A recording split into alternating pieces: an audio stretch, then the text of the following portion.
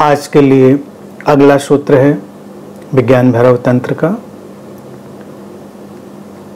As waves come with water and flames with fire, so the universal waves with us. जैसे पानी में लहरें उठती हैं और आग में लपटें उठती हैं, ऐसे ही जागतिक तरंगें या शाश्वत की तरंगें हममें लहराती हैं।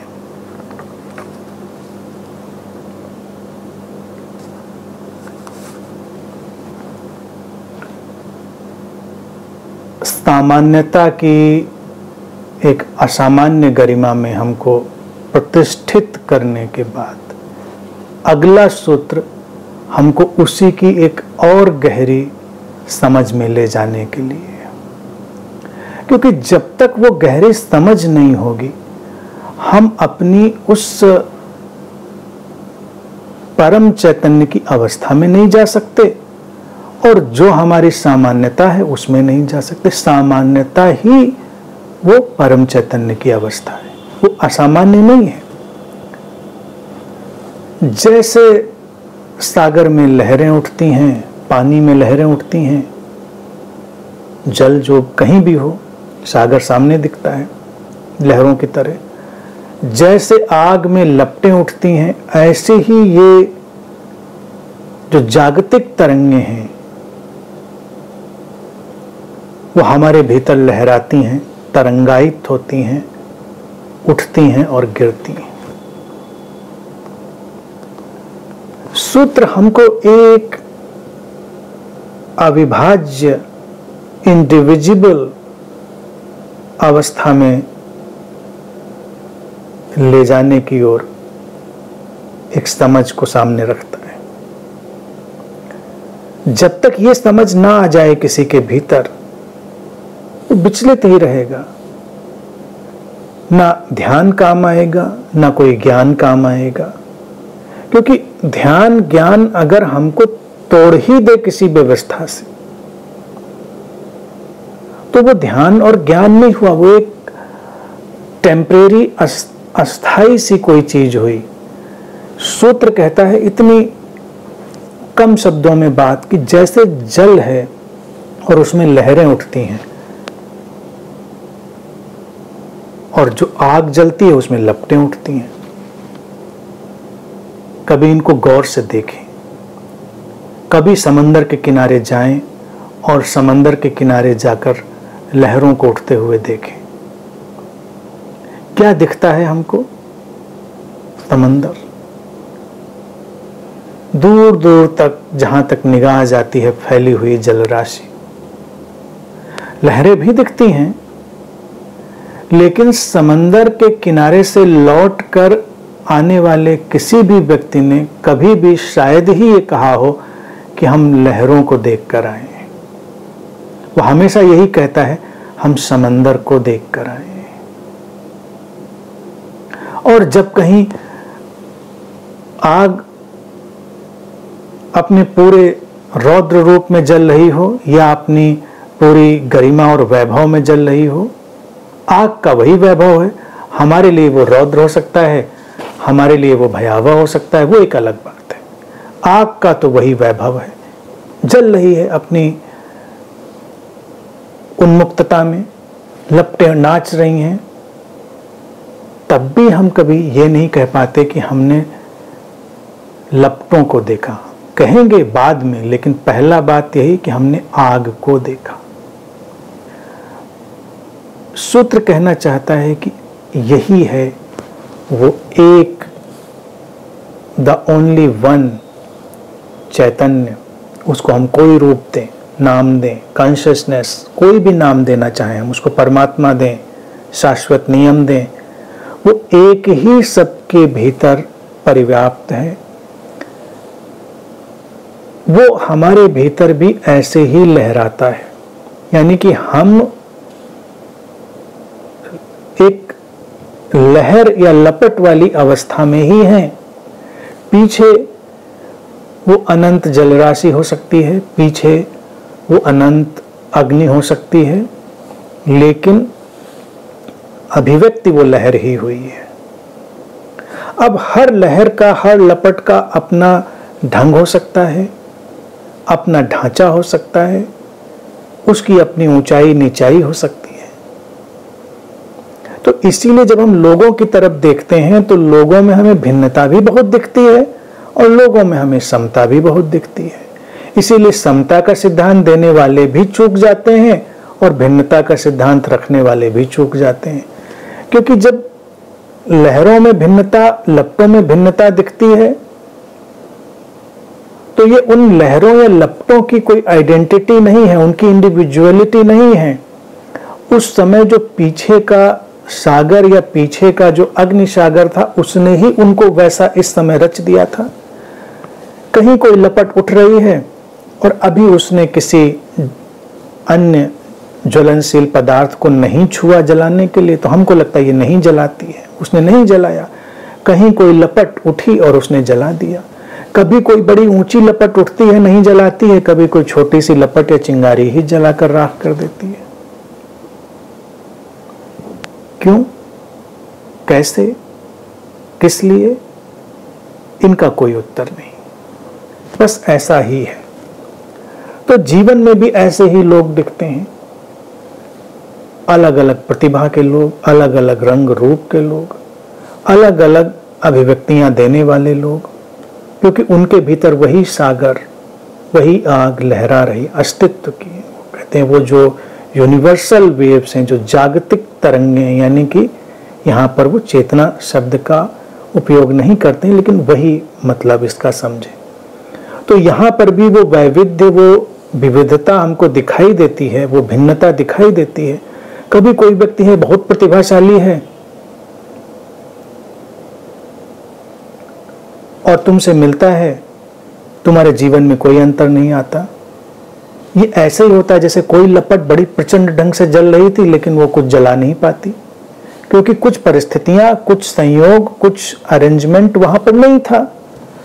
कोई व्यक्ति तुम्हारे जीवन में आता है, वो कम प्रतिभाशाली है और तुम्हारे जीवन में बड़ा परिवर्तन ले आता है। ये उसी लपट की तरह है कि जो लपट थोड़ी सी झुक गई थी, थोड़ी सी मुड़ गई थी, परिस्थितियां बन गई थी, उसने कोई सतह स्पर्श कर ली थी जलाने वाली और उसने जला दिया था। ऐसे ही सागर की लहरें, कभी कोई छोटी लहर भी तुमको भिगो जाती है, कभी कोई ऊंची लहर भी तुम्हारे बगल से गुजर जाती है। कौन लहर क्या करेगी ये तय नहीं है, और कौन सी लहर का परिणाम क्या होगा कोई नहीं जानता।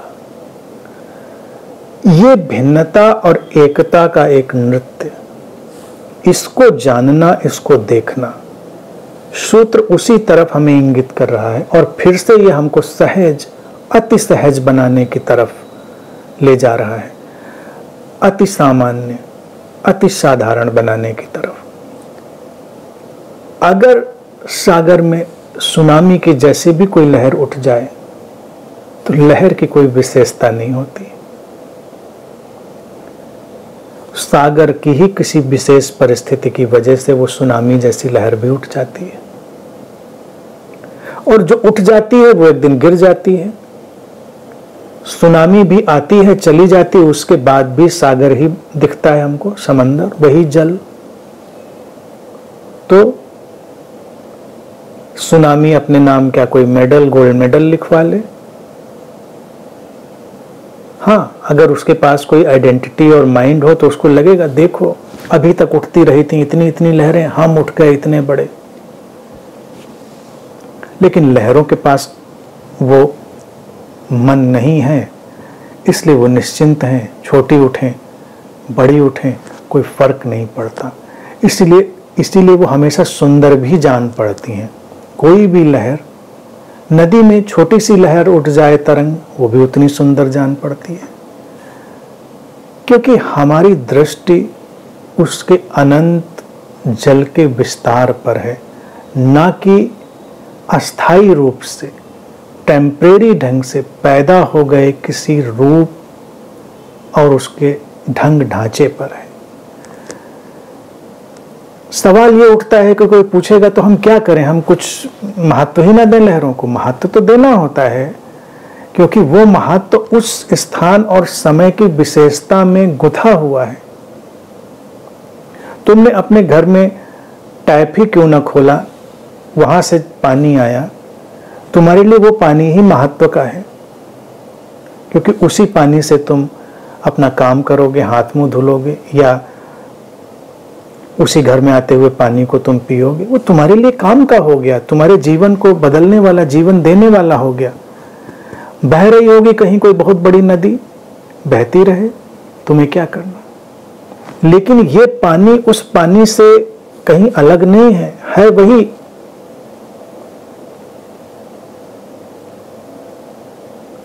इस तथ्य को जानना, तो इसलिए महत्व तो बनेगा, लहरें आएंगी, लहराएंगी हर शरीर मन से अलग अलग रूप में, तो उनकी उपयोगिताएं उस क्षण विशेष में, उस टाइम स्पेस में क्रिएट होंगी।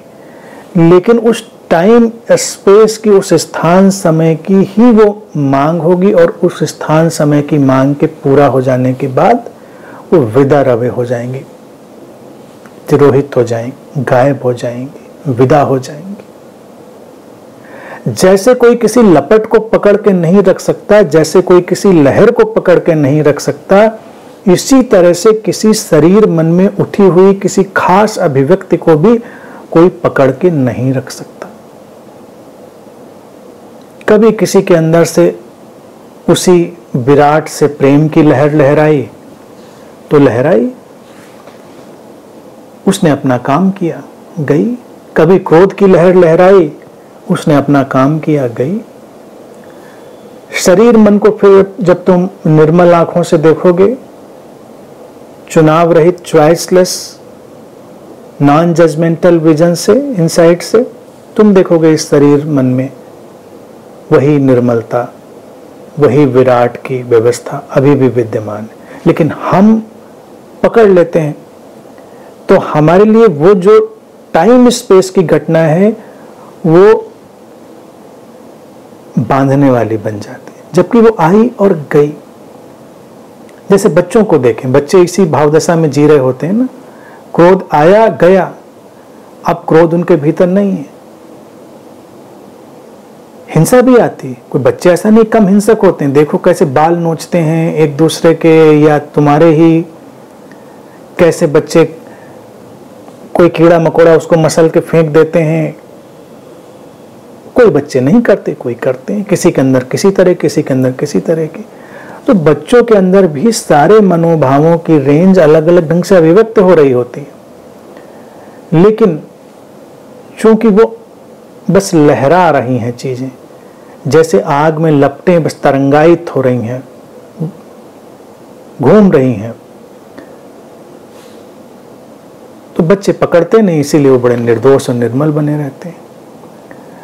वयस्क हो जाने पर हमारी समस्या होती है कि हम लहरों की अभिव्यक्ति के साथ जो मनोदशा आई होती, जो स्टेट ऑफ माइंड पैदा हुई होती है, हम उसको पकड़ लेते हैं, और पकड़ने की वजह से वो अटक जाती है। अटक जाती है तो वो हमारे लिए अटकाव बनती है, भटकाव बनती है। अगर हम ना पकड़ें तो क्या होगा, हम हमेशा उसी विशुद्ध विराटता के तल में होंगे। सूत्र छुपे हुए रूप में हमसे क्या कह रहा है, वो कह रहा है कि हो तो तुम वो विराट ही, और तुम ही नहीं, हर कोई। अब अगर हर कोई है तो बात खत्म, फिर तुम्हें मजा कहां आता है। यानी कि अगर हम जल की व्यवस्था से उठी एक लहर को देखें तो हर लहर ही सागर है। आग से उठी एक लपट को देखें तो हर लपट वही आग है। तो कौन लपट इतराए, कौन लहर इतराए कि हम तो कुछ खास हो गए, सब वही है।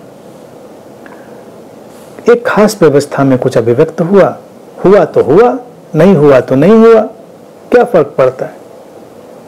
तो व्यक्ति के पास अपने मचलने के लिए कुछ नहीं बचता इस सूत्र को समझने के बाद, और बिखरने के लिए भी कुछ नहीं बचता। क्योंकि जब कोई लहर गिरती है तो उसी सागर में लीन होती, वहां से फिर उठ जाएगी। कोई लपट जब अपनी जैसे लपकती है ना, लपट देखें, और अचानक फिर वो किस आग में खो जाती, फिर वहां से एक नई लपट उठ जाती।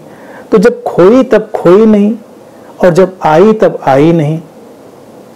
तो हमारा होना भी ऐसा ही बड़ा मैजिकल है कि जब हम हैं तो है नहीं, और जब नहीं है तब भी है। थोड़ा पैराडॉक्सिकल हो गया, विरोधाभासी हो गया, लेकिन उस स्वरूप में समझने में इसमें रोचकता यह है कि हमारे अंदर अनेक अनेक किस्म के कॉम्बिनेशन, संयोग पैदा होते हैं। जहां नहीं पैदा होते हैं वहां भी वो हैं प्रच्छन्न रूप से, हिडन फॉर्म में। जहां हैं वहां हैं। तो अस्तित्व में अलग अलग शरीर मन से जब वही जागतिक व्यवस्था तरंगायित होती है, लहराती है, तो उसकी अनेक अनेक अभिव्यक्तियां हैं। एक अभिव्यक्ति दूसरी अभिव्यक्ति से भिन्न होती है, अनूठी होती है बेशक, लेकिन उसके पीछे होता वही सागर, होती वही आग है, वही विराट, वही चैतन्य। तो कौन उलझता? कोई नहीं उलझता फिर उससे। तो यहां पर देखिए क्या है ना कि सारा रस चला जाता है विशेष होने का। तुम अचानक आए और तुमने बड़ा ज्ञान की बात करी। अब मान लीजिए मैं बैठा हूं, इस शरीर मन से अचानक बहुत सारी चीजें अभिव्यक्त हो रही हैं, लेकिन अगर ये शरीर मन ये समझ ले कि बाकियों के भीतर से नहीं हो रही है तो वो बेकार है, तो ये मूर्खता होगी। इस शरीर मन को यही जानना होगा कि यहां पर ये लहर ऐसे ही उठी है और वहां पर वो लहर ऐसे नहीं उठी है। बस लहरों के अपने ढंग ढांचे होते हैं ना, और है सबके अंदर वही विराटता का सागर, वही विराटता की तरंग। तो कोई दबाव नहीं, किसी भी तरह की महानता या हीनता की कोई भावदशा नहीं। अब अध्यात्म के पथ पर देखें, एक व्यक्ति स्टीकर हो जाता है और एक व्यक्ति गुरु हो जाता है। गुरु होना क्या उपलब्धि है, सीकर होना क्या उपलब्धि नहीं है? इस सूत्र के परिप्रेक्ष्य में देखेंगे, इसमें कुछ भी उपलब्धि नहीं है, ये केवल यूनिक हैपनिंग्स हैं। एक बिंदु पर अस्तित्व ऐसे लहरा गया है और एक बिंदु पर अस्तित्व वैसे लहरा गया है, और दोनों जुड़े हुए हैं इसलिए क्योंकि अगर कहीं कोई खोज उठी है तो उस खोज को पूरा करने के लिए भी कोई लहर उठेगी, कोई लपट उठेगी, और अगर वो बिंदु जाएगा तो ये बिंदु भी जाएगा। इसीलिए मैं हमेशा कहता हूं कि गुरु का कोई अस्तित्व नहीं होता। जब कहीं कोई शिष्य पैदा होता है या पैदा होते हैं तो कहीं कोई गुरु पैदा हो जाता है। अगर वो शिष्य विलीन हो जाते हैं, गुरु विलीन हो जाता है। शरीर मन वही है, वही निर्मल, निर्दोष, निरुद्देश्य अभिव्यक्त होता हुआ एक धरातल। तो अगर एक इसी उदाहरण से अगर चलें, एक व्यक्ति को बहुत लंबा समय जीने का अवसर मिले, जैसे भारतीय मिथकों में कल्पना करते थे हजारों साल लोग जी लेते थे, और सीकर और ऐसे लोगों के बहुत उतार चढ़ाव, तो एक शरीर मन जो अभी गुरु की भूमिका में था, हो सकता है कभी बिल्कुल सपाट सामान्य भूमिका में आ जाए, क्योंकि जरूरत नहीं रही।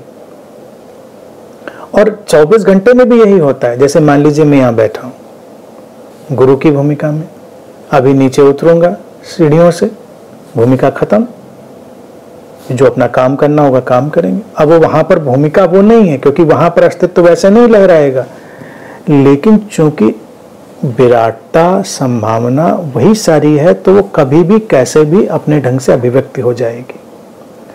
तो यहां पर क्या है ना कि कोई भी विशेषता का भाव किसी को पकड़ता नहीं। ऐसा था तो इसलिए ऐसा था। पकड़ के रखना क्या जरूरी है? ज्ञान अज्ञान की इन धाराओं में उलझना क्या जरूरी है? अच्छे और बुरे में उलझना क्या जरूरी है? एक लौटती हुई लहर कभी गंदगी को ले आती है और एक लौटती हुई लहर कभी कुछ बड़ा सुंदर ले आती है।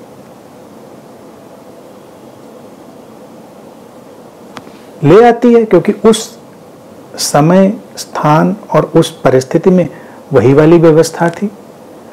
तो जब ये कहता है सूत्र कि जैसे ऐसा है जल में लहरों का लहराना, आग में लपटों का उठना, नृत्य करना, वैसे ही वो जागतिक तरंगें, वो शाश्वत की तरंगें हम में लहराती हैं।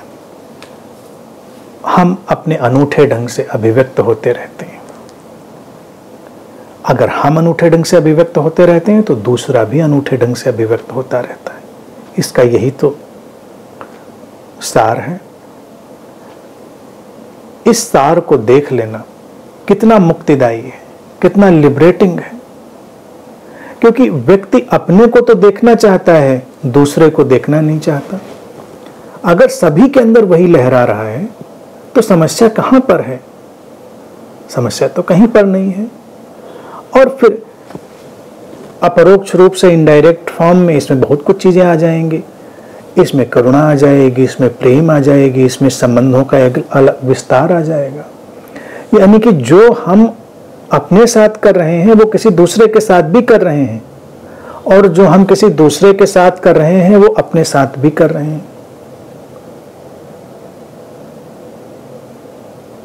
क्योंकि जोड़ तो एक ही है, पीछे की पृष्ठभूमि तो एक ही है, वो आग, वो जल तो एक ही है पीछे।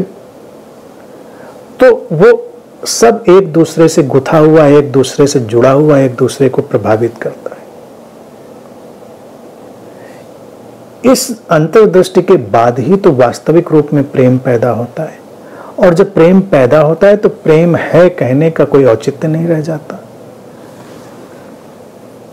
हम प्रेम है तभी कह पाते हैं जब हम इतना विभाजन कर लेते हैं कि वो कोई अलग व्यक्ति है और हम कोई अलग व्यक्ति हैं। लेकिन जब हम ये देख पाते हैं कि वो जो समंदर है, वो जो आग है, वो एक ही जैसी है हमारे भीतर और उसके भीतर, तो इस अंतर्दृष्टि का नाम ही प्रेम होता है।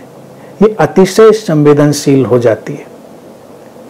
इसी बात को बहुत सिंप्लीफाई कर कर, बहुत सरलीकृत करके जीसस ने भी अपना वक्तव्य दिया कि अपने पड़ोसी से भी वही व्यवहार करो जैसा तुम अपने साथ करना चाहते हो, या अपने पड़ोसी से भी प्रेम करो।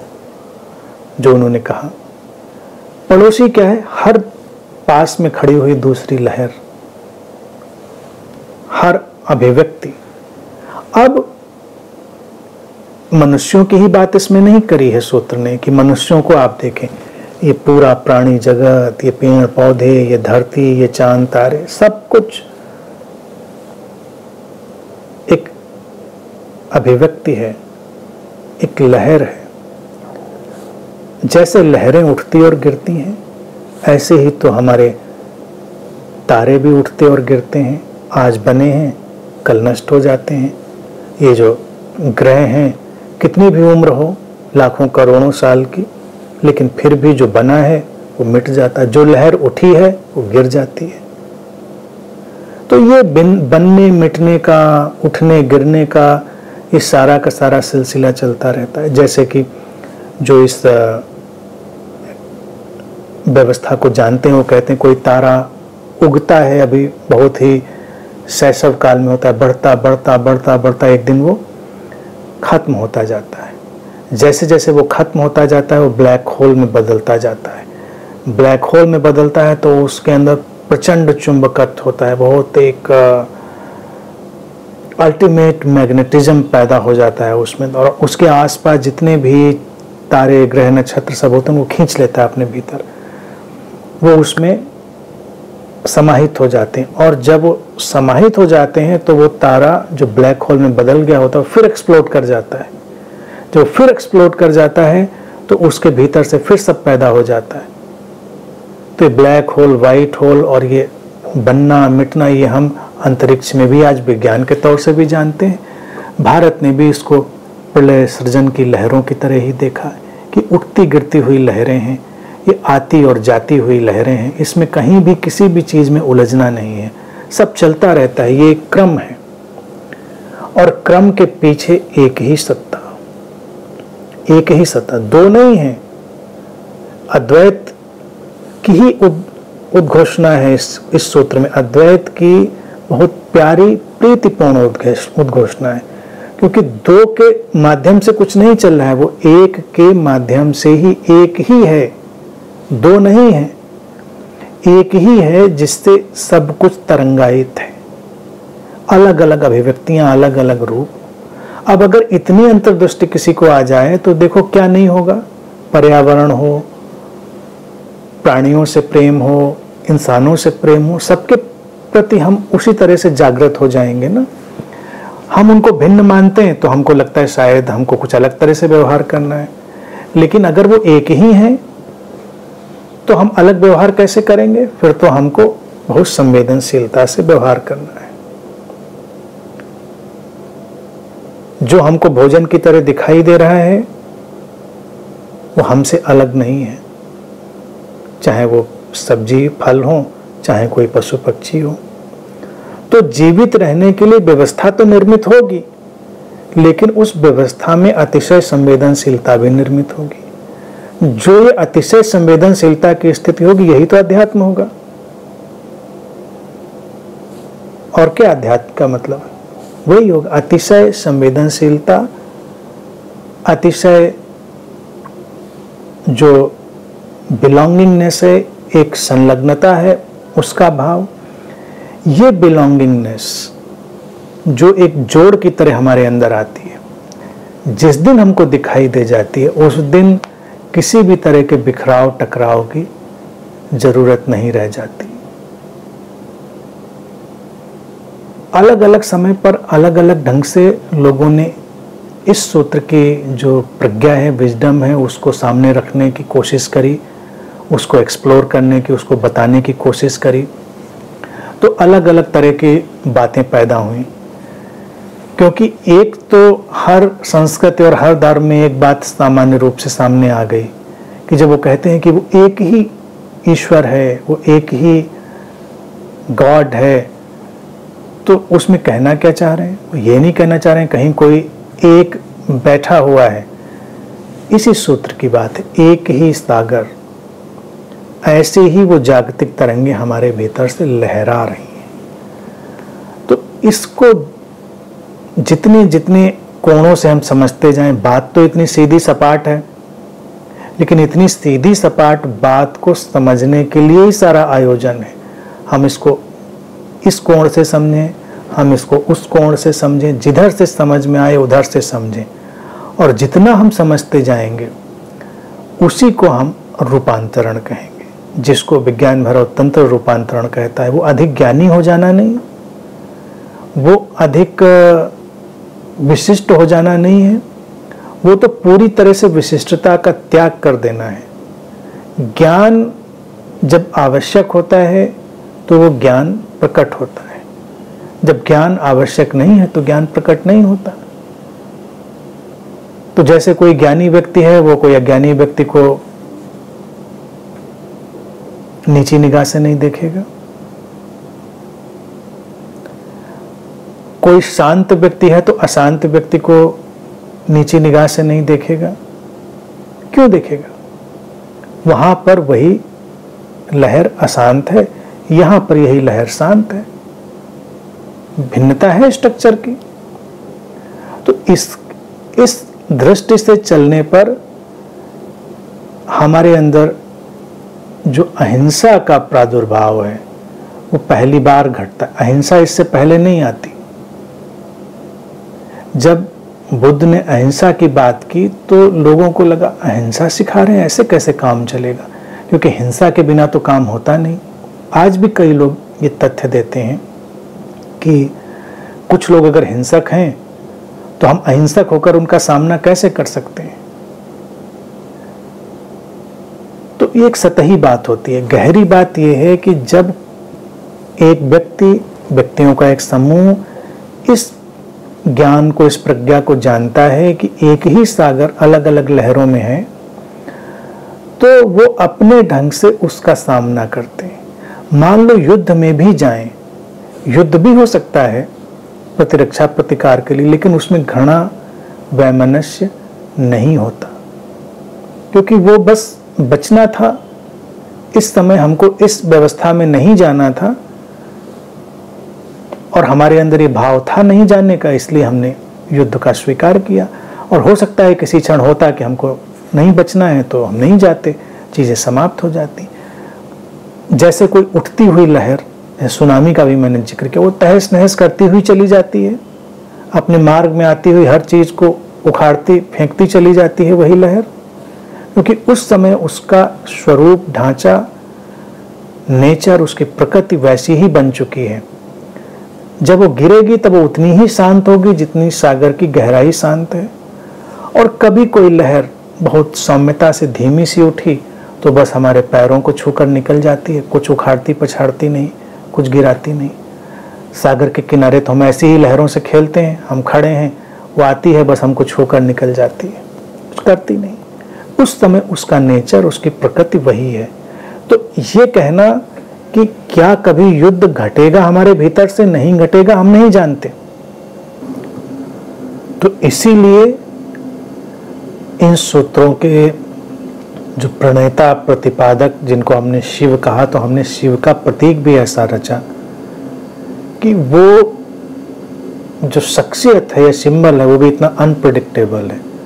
क्या होगा कह नहीं सकते, किसको वरदान मिलेगा, कौन निगाहें मिलाएगा तो भस्म होकर अपनी यात्रा पर जाएगा, कुछ नहीं पता।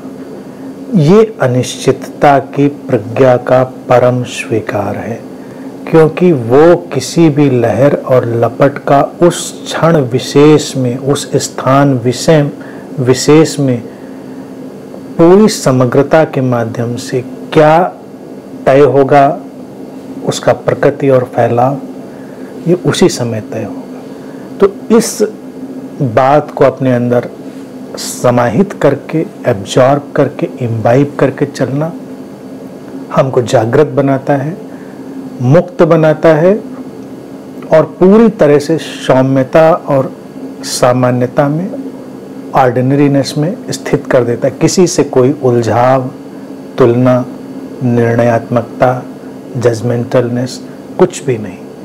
और इतनी सहजता से जीना, यही रूपांतरित होकर जीना है।